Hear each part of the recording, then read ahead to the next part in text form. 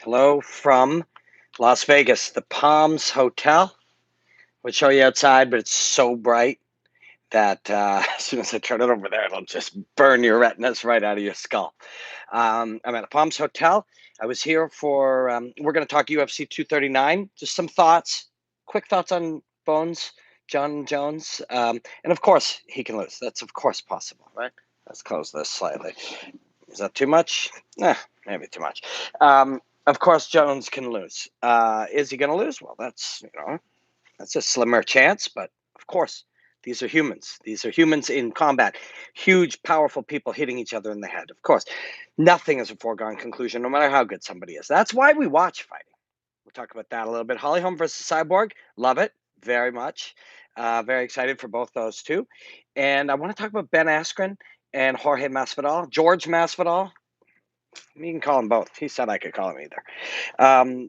Super excited. Okay, very quickly, I was at the World MMA Awards on Wednesday night. Was that last night? Yes, that was last night. Congratulations to Daniel Cormier, who won Analyst of the Year. I was very thrilled to be nominated in a group with greats like him and Dominic Cruz, and very thrilled for Dan. Although I don't know, he wasn't there, so I didn't get to tell him that. But very congratulations to Dan, and it was an honor to be grouped in with people like that. Truly, people say shit like that all the time.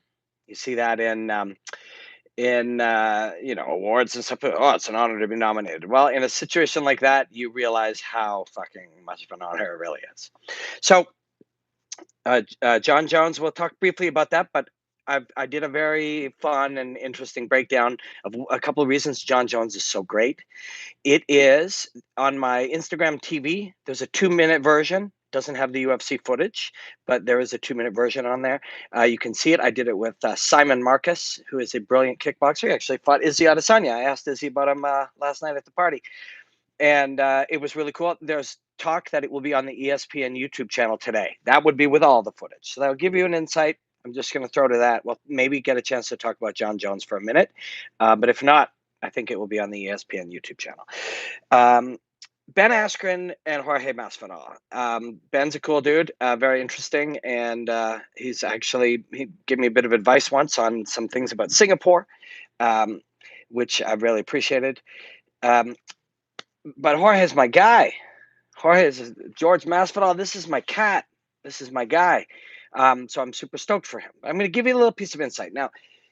Think about this. This to me is the most interesting little piece of stuff that I gathered over the last couple of days. I should not be moving this stack of things. So I was talking to my friend Duke Rufus last night. Duke and I are friends. I hung out with him and his wife, and we chatted all night. We have many friends in common. We're friends outside of the stuff, and in fact, we don't even you don't notice, but Duke doesn't do a lot of interviews. He's done a couple with me, and he will do that with me occasionally because we're friends. He gave me some insight, which I would never reveal if I just didn't know that it's not a secret. It's just not talked about. It's not a secret. It's just not something that's talked about. It doesn't need to be a secret. I'm not giving anything away in saying this.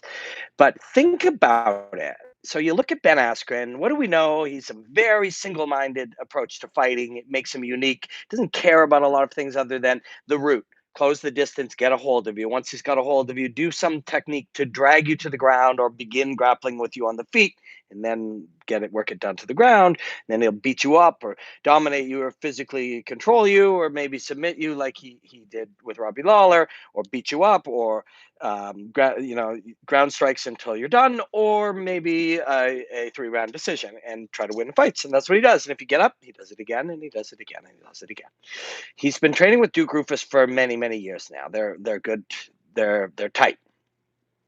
So people will look, and immediately you think about, you can't really game plan Ben Askren. It's obvious what he's going to do. Well, you can game plan. In fact, when it is obvious what somebody's going to do, that's the best for any type of strategy. It's like, I know what you will do. So now there's never a certainty. I mean, Khabib's not going to be the only fantastic grappler to drop a guy with the right hand. Ben could do that too. It absolutely could be done. But think about this. This is the part that doesn't come up in conversation a lot, and I think it's really interesting. And again, I'm not giving away any secrets. If I thought I was, I wouldn't tell you. But so Ben trains with Duke Roufus for years. So when people would look at these things, they then say, well, what did he do? Ben doesn't look like he's that good of a striker. He doesn't throw a lot of techniques. He hasn't changed the way he stands, any of these things, right? It's because Duke's fucking brilliant. Ben's not going to kickbox a lot of people ever in his life. He got to do it a little bit, and he does. Of course, he trains, and they put on mitts and things with no takedowns, and he does it a bit because that's what you do to prepare.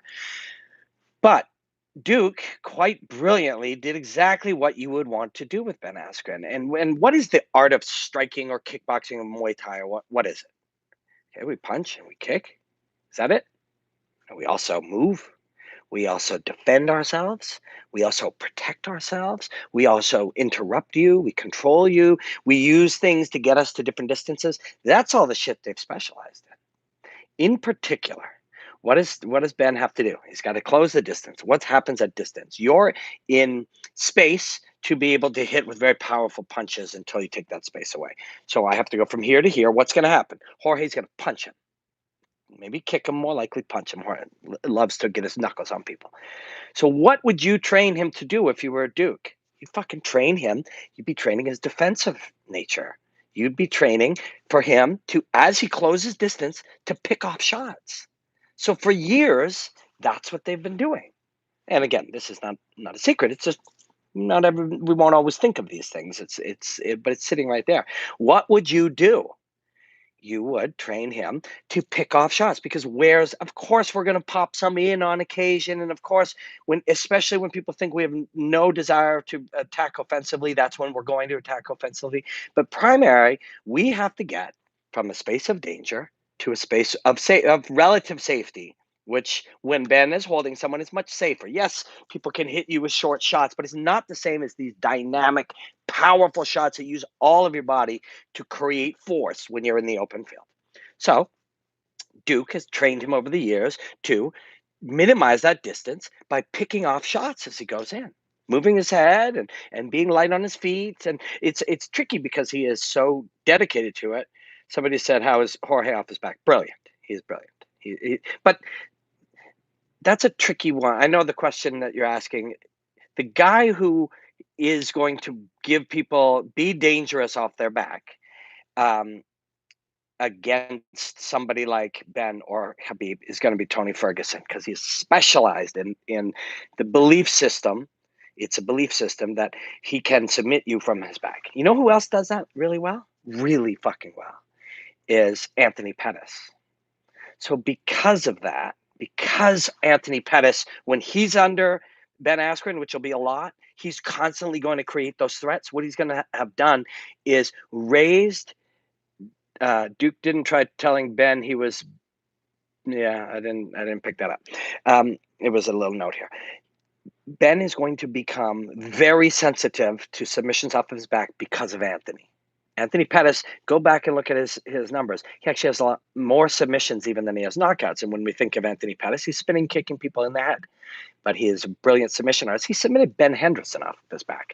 That's the guy that Ben Askren gets to train with. So if I'm Jorge and his people, my game, we're not looking at the idea of trying to submit Ben Askren from our back. We're going to get up. We're going to punch him some more. Then we're going to make some more space, and we're going to punch him some more. And then we're going to keep that gap open, but we're going to punch him some more. This is what makes it so fascinating for me. We haven't always identified this, but one of the great features of Ben Askren is his defensive abilities now. He did take some damage back in the earlier days, but he doesn't really take a lot of damage. What would you train if you're a brilliant coach like Duke, dedicated your life to coaching these guys? What would you do? Would you change him, turn him into a kickboxer? We've seen people do that. It's not the most logical thing. Sometimes it makes them better. What you would do is you would take what Ben does, close the distance, grab somebody, and make that safer and improve it in any way you could. So as we come in, Ben's extraordinarily good at picking off shots as he closes the distance. Why is this also important? Because Jorge's going to move away at times. Jorge knows what to do, 100%. And everybody loses. John Jones, let's ignore the fake loss. John Jones, Ben Askren, one of them can lose. There's 100% like reality that is true. Will they lose? I think Jorge has a higher percentage chance of defeating Ben Askren maybe than we think, but Ben knows what to do. He knows how to do it, and they have a strategy to do it, including the ability to pick off shots on the way in to get a hold of somebody, which you want. The thing about Jorge is once you get a hold of him, there's no guarantees there. Jorge knows what to do there. He's very they I hope they don't for their sake, I hope they don't underestimate Jorge's ability to grapple while standing in the open field, because Jorge is very fucking good at everything. So it's a killer fight. It's a killer fight. You ask me who I pick? I never pick anybody because the more I learn over time, information I gather makes me realize how little information we have. What we're seeing, what our lying eyes sees, is a very small amount of the pertinent information. So we actually don't have the information to be able to do that. And the information like this guy's a better grappler and this guy's a better striker, that's not really useful, not truly useful information. It's also massive generalization. So who's going to win? I don't know. Will I be? If you look on this YouTube channel, I took Jorge out for brunch. It was wonderful. He's a phenomenal human being, as much as he is a phenomenal martial artist, fascinating and a good person. We went out for brunch after he fought Damian Maia. I was sad for him because he lost, and this means so much to these guys. But he still went out. He said, "Yeah, we said we're doing it. We did it. It was really wonderful." And it's a great video. If you got a minute, check it out. It was a lot of fun. A great honor to hang out and have brunch with him after a fight. So I would love for my friend to win, but Ben's a fascinating dude too, and Duke is somebody I care greatly about. We've been close for years, and so somebody's going to win and somebody's going to lose, and I always feel bad for 50% of them.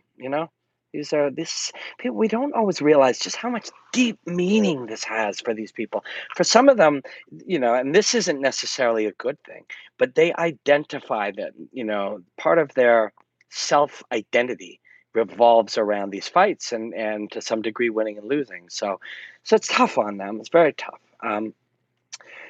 John Jones and Thiago Santos. Somebody's saying DAZN. Yes, I like to work for DAZN. I enjoy myself. They're good people. Nunez versus Holm is actually interesting as hell. Amanda might murder another woman. Holm is going to be a very difficult fight. Very difficult. Very difficult. She's smart. She's going to be hard to hit. You're like Cyborg's brilliant, and I'm a big fan of Cyborg as a fighter and as sort of a business, a leader in her field. I like the way that she thinks and the way that she does it, and I love watching her fight. She thinks I've been told this by a couple of people that I hate her. She was like, "Tell Robin Black, why does he hate me?" And it was because there was just once years back there was discussions of fighting at 35 and fighting at 45 and what large powerful athletes can and can't do for achieving weight loss over time. And so I just didn't buy into the fact that this woman couldn't, drop down a weight class if the right science and preparation was there. And so I would make that debate often, but it certainly didn't mean that I don't love Cyborg. I think she's wonderful. But this is a really interesting fight. The thing about Holly Holm is she moves her feet so incredibly well. So it's very, very difficult to hit her while you're in full balance. When she lost to that, man, I forget her name now. She hit her a few times after the bell. I'm not always good with names. I apologize often for it because I don't know if it is as a result of getting hit in the head a fair bit, but I forget names. Jermaine Durandamy. Thank you very much. The Dark Cloud NC. Those shots that hit her after the bell were the hardest shots she's taken, I think, in fights that I've seen that I can think of. Khabib is the greatest, 28-0, best record of all. I mean, Khabib is a genius. I love somebody. Yes, Jermaine Durandamy. And so what happened? Holly stopped moving in those moments because the bell rings. That's on her. She knows that too. Every fighter and every coach will know that. The coaches will have told her, you protect yourself at all times. What you want to do and this is a good life lesson. This is good for anything. You want to assume that they may not do the right thing. Should we have to do that? No, we shouldn't have to do that, but we better do that. Shouldn't we be able to assume that they will follow the rules? And no, we should assume that we might get hit after the bell. We should assume that someone will grab a fence. We should assume someone might poke us in the eyes. We need to be prepared for these things, because if they happen and we are not prepared, we're just going to be mad. That's not fair. We should have been prepared, right? We should have been prepared. So Holly knows that now. But the reason those were so big is she stopped moving because the round was done. And normally she doesn't get hit like that because she's moving her feet and she's moving herself and she's manipulating the space between her and her opponent. And she's manipulating the space between her targets and the opponent's weapons. So she's very hard to hit clean. But Cyborg, of course, fucking if and when she hits you, it's a lot of trouble. And Cyborg's very much more sophisticated than I think people give her credit for. There's a lot of time when we see Anthony Johnson or Chris Cyborg, or we see these people, Thiago Santos. This will transition nicely into that conversation. We say, "Oh, they got crazy power. You got to watch out for the power." I mean, we are really discrediting those skills when we say that. I know we're saying it with the intent of compliment, so the intent is kind, but we are discrediting those skills. There really is no such thing as having power. You don't have power. You create power. You create force. You create high impact elastic energy, kinetic energy. And you do this with movement and you do this with skill. Power, as we kind of generalize it, really is a result of technique and skill and physical attributes and how your body all connects to each other. That's all developed by practice, repetition. Nobody, I mean, I've had this conversation a few times. I've done it on the YouTube channel in the past. I had it with somebody just the other day, Gorgeous George from MMA Junkie Radio. And big shout out to those guys. Those guys are OGs, real OGs. We were talking about that and Izzy Adesanya was standing there, and I said, if me or you or those two gentlemen over there walked up to Izzy and he had his eyes closed and his hands behind his back, and we cranked him as hard as we can, there's a pretty good chance we'd knock him out. Knock him out. He's much bigger, and but the reason that wouldn't happen if I gave him my best and he was ready is he'd be moving, he'd be relaxed. A lot of this does that mean if I knock out Izzy or Kelvin was there or real legitimate fighters, real fighters like the best of the best, they could be knocked out by you or me if their eyes were closed and we punched them, right? Does that mean we have crazy knockout power? Does that mean they have a weak chin? No, these things, the ability to hit with a ton of kinetic force and the ability to be able to not take maximum damage from that. Those are skills. They're not attributes. They're not power. Isn't just a you know uh, like a score that we give somebody like a video game, and yours is 90 and mine's 70. It's created in moments. Also, do you have the same amount of ability to generate force late in a fight as early? Do you do it when you're tired as much as when you're not tired? Do you do it um, when you've been hit and hurt and compromised that way? Do you do it late in the round? Why is that not the same? Fatigue, anxiety, injury, any of these things affect that ability to generate force. So power is how much power. Cyborg's got so much power. Thiago Santos, he's got crazy power. These are skills. These are true skills. Of course, they're also physical. They're attributes, but they're the skill of using those attributes. Conor McGregor has the touch of death, my friend Praz likes to say. He didn't before he trained. Maybe he hit people pretty good, but he didn't have that power before he knew how to throw a punch because he had to learn the technique of throwing the punch, which allowed him to harness the physical attributes and use it to create or gather kinetic energy, right? So, and that's true of Cyborg. And so, what does that mean? That means if Holly's moving away, that's dispersed. This power, if it hits this force and energy, if it hits a stable object, it hurts. If it hits an object that moves away, it hurts much less, right? It it it hurts much less. Nate Diaz rolls with punches like nobody's business.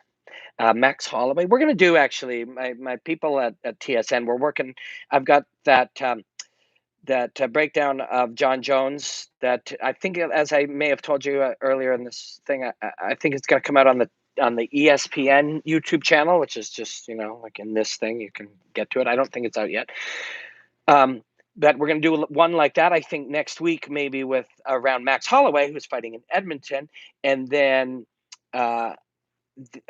we will talk about how you disperse energy and how you take the art of taking a punch. So, and Holly's really fucking good at that. So that disperses Cyborg's unless she's stable. Let's look at a few questions here. Then we're going to talk about Santos. Holly won't stand in front of Nunez. Nunez. Oh, did I say Cyborg? I said Cyborg like 37 times. Like, why didn't somebody correct me? That's fucking hilarious. I said it like 58 times. That's amazing. That is fucking amazing. That fucking rules. Thank you for not just letting me go on it like that. Yes, Amanda Nunez. Fuck, and of course I just saw her like yesterday at this thing everywhere. And I just did a breakdown on Amanda Nunez versus Holly Holm. I did a breakdown on somebody finally asked it. Are you accidentally? No, I literally in my mind had Holly fighting Cyborg, and come to think of it, she did go the distance with Cyborg, if I'm not mistaken. No, Nunez. In fact, I did a breakdown, an analysis video on Amanda Nunez that's airing on TSN tomorrow. I did it this week. So it's fucking hilarious. But the truth is, and this is wonderful. This is not a complaint. There's so much fucking fighting. Like I'm working on some stuff for PFL. I'm doing a bunch of stuff, Bellator and DAZN. I was looking at chatting with the guys from KSW last night about some stuff there. There's just so much fucking fighting, and I'm not complaining. I love it. This is what I love to do. But wow. But yes, so Nunez, there are some similarities. But Nunez is the fuck. That's funny. Like I literally had it in my head. That's the fight. Nunez moves her feet a little more than Cyborg does. And Nunez, when you talk to Mike Brown or her team, they'll talk about her attributes, like why is she so good, and they a lot of it is physical, what she's able to do with her body. Then we applied all the skills that she developed over that, and then the right fighter's mentality. But like the non-existent already took place a long time ago Holly Holm Chris Cyborg fight, um, Holly Holm will be moving her feet and not allowing Amanda to plant her feet when she throws those punches. So again, that idea of, so you look at Amanda, and this is part of the breakdown I just did, like that will air tomorrow, is when Amanda's cracking Cyborg's feet are planted. So when your feet are planted, it's like we were saying about somebody in the bar could knock out Izzy Adesanya or Kelvin Gastelum. If their feet are planted and their eyes are closed and their hands are behind their back, just give them a shot as hard as you can. And a lot of times they will be knocked out. And that is what, when you look at those Cyborg moments when Amanda was clocking Cyborg, she had her feet planted. She heard her, the feet were planted, and then she just started ripping her. That's something that Holly Holm cannot do. Fuck, that's hilarious. Literally, this is the nature of this awesome job, this wonderful life that I get to do, is I literally did a breakdown of, as I said, Amanda Nunez and Holly Holm. And then literally in my mind, I was like, yeah, Holly's fighting Cyborg like 2 days from now. Fuck, that's funny. This is fun, man. I got a lot of notes from people saying, oh, sorry you didn't win the Analyst of the Year. Look at my life. Just look at it. Like, I'm so grateful. I'm so fucking grateful. I'm sitting on here with 100 odd people chatting about fighting. And then fucking my brain is inventing a fight because there's so much going on. I'm here in Vegas. I'm going to go meet my friend Hans. And we're going to shoot some stuff on Instagram maybe and just hang out. And then I fly home tomorrow. Sadly, I won't be at these fights. I will be in the studio in Toronto. So if you're in Canada, you can see me on SportsCenter. So let's take some questions. I know I missed 100 of them, but whatever you guys got, train for your health and train to protect your family. Don't let someone tell you it's too late to train. Hey, good note, man. Like everybody should train martial arts. It's wonderful. It'll change your life. You don't have to get kicked in the head. You can just train. Do you think Santos is consistent with leg kicks that could throw Jones off his game? Many have tried that. And I really like these questions. They're smart, but you also have to think, if you were Jones's coach, what would you be preparing for? Well, somebody's going to throw a lot of leg kicks. We've been preparing for that for years now. Years. Doesn't mean you can't do it. fact, he can. Is anyone going to address the fact that Holly? No, we're not going to address that. So few visits to your channel, and that's unfair. Greetings from Spain. Thank you. Thank you very much. If you start at 22, it'll be for fun. You won't get far. Talking about martial arts, you can start martial arts at 32, and it'll change your life. 52. You don't have to fucking fight in the UFC. You can train and grow as a human and compete. Those front kicks up the middle, yeah, that's Jones is so dangerous with all that shit, man. What would you say is a good strategy to counter Jones with his takedowns? I have a feeling Santos is going to be wrestled in submission. Yeah, they'll be looking to definitely grapple and close distance. I don't have the answer to that. And in fact, when we went to do this breakdown piece, our first conversation with when my producer Jason and I were chatting, and something came up in conversation saying, let's do a thing on how to defeat John Jones. I'm like, no, I don't know how to defeat John Jones. Nobody does. And that's the beauty of it. Now, if we start saying, oh, you want to smash his legs, you want to get past his jab, well, yeah, there's a lot of things we want to do. We want to not take a lot of kicks. We want to, always throw hands after we catch any kick. Never overcommit to a catching of a kick the way that Dan did. Punch off that. Nothing's for free. Close the distance. All that shit. Yes, we want to do all that. And many others have tried and not succeeded. Love your assessment. Cheers from Detroit. Cheers, Detroit. UFC 227. Yes, amazing card. Bisping didn't start training till 26. That is fucking amazing. It's a different time now, though. It is a different time. Robin Black, Logan Storley is the best young American prospect. I have seen him in Bellator. I'm going to spend more time. A couple people have told me that. I've seen that a fair bit, so I'll make a note of it right now that we'll be looking at all his fights. Who's your favorite fighter of all time? Fuck if I know. Cub Swenson's one of my very favorite to analyze. I just love the way he moves. Who built the ancient megalithic stone structures in Tepe? I don't know. Tiago is a sloppy fighter. Nope, that's a judgment. We don't make judgments. He fights in this particular way or expresses himself in this way, but sloppy is a comparison. It's a judgment. We can't say sloppy. Go out into the forest and identify which tree is a sloppy tree. They're all just different trees. Sloppy is a judgment. We don't make that. And that's okay. I'm not judging you. Don't patronize me, homie. What do you think is good for karate training? Though, this is people ask me, what's the best jiu-jitsu gym in Toronto? What's a good place to train karate? The one closest to your house is the best one. Because the most important thing that's going to make a difference for your skill level is attendance, and you will attend the ones closest to your house. You want to try to get into the UFC, but you're young, you're 10, okay, you can do it. Just work really hard. Just study martial arts all the time and study performance. Ram Black, why doesn't John Jones fight Francis Ngannou? He doesn't feel like it. This is the beauty of shaping your own life. You do what makes sense to you, what you'd like to do, not what the audience or people or your boss or whatever. You do your thing. That's the beauty of being able to create your own life. John Jones doesn't feel like it. Maybe he doesn't like the matchup. Maybe he doesn't see the guy as, who knows? He just doesn't want to. And when he wants to, he will. And that's cool. We should all admire that. When these guys put themselves in a position to control their own destiny. There should be a meme where Jones says, "Nice hair, bro," every time he knocks someone's head back, and then their hair goes flying. He did say to me once, "Nice hair, bro," and not in a nice way. He did. Robin, you're really good. I believe Jorge will discredit Askren with a spectacular performance. Dan from the UK. Appreciate you, Dan. Thank you. So a couple more quick things, and then Robin, Paulo Costa versus Israel Adesanya. The movement of the feet, the difference of the mobility is a big one between them. Israel is much more mobile. Henry reminds me of what a Sumerian king must have been like. You need to stream more. Okay, I will.